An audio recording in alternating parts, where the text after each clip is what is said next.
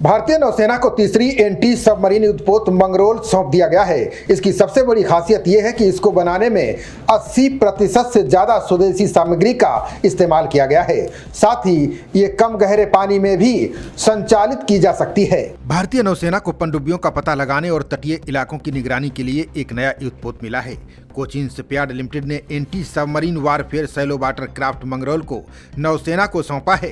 ये पानी के भीतर निगरानी, तटीय जल क्षेत्र में पनडुब्बी रोधी अभियान ASW, निम्न तीव्रता समुद्री अभियान LIMO और बारूदी सुरंगों से बचाव की क्षमताओं से लैस है। ये जहाज वाटर जेट से संचालित होता है और अत्याधुनिक टारपीडो, पनडुब्बी रोधी रॉकेट, उन्नत रडार और सोनार से लैस है। मंगरोल एंटी सबमरीन कैटेगरी का CSL की ओर से बनाया गया तीसरा युद्धपोत है। इसमें 80% से ज्यादा सामग्री स्वदेशी है।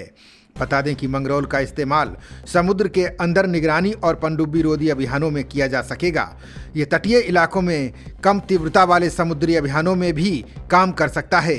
इसके अलावा ये माइन वारफेयर यानी समुद्र में बिछाई गई बारूदी सुरंगों से जुड़े अभियानों के लिए भी सक्षम है। पोत में आधुनिक रडार और सोनार लगाए गए हैं। सोनार की मदद से समुद्र के अंदर मौजूद पनडुब्बियों और दूसरी वस्तुओं का पता लगाने में मदद मिलती है। मंगरोल में आधुनिक टारपीडो और पनडुब्बी रोधी रॉकेट भी लगाए गए हैं। इसे वाटर जेट तकनीक से चलाया जाता है। इससे पोत को तटीय और उथले पानी वाले इलाकों में बेहतर तरीके से संचालित किया जा सकता है। इस युद्धपोत का नाम गुजरात के जूनागढ़ जिले में स्थित मंगरोल शहर और छोटे बंदरगाह के नाम पर रखा गया है।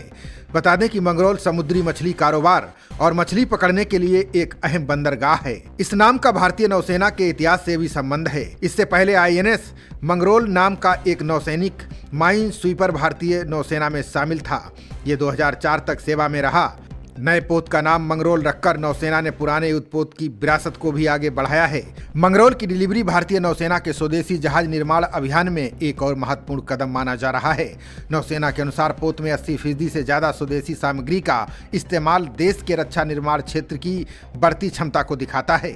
ये पोत आत्मनिर्भर भारत की नीति के तहत देश में रक्षा उपकरण और युद्धपोत बनाने की दिशा में हो रही प्रगति का भी उदाहरण है।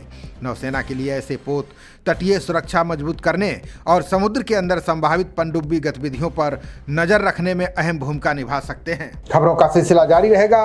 देखते रहिए जनप्रवाद। नमस्कार।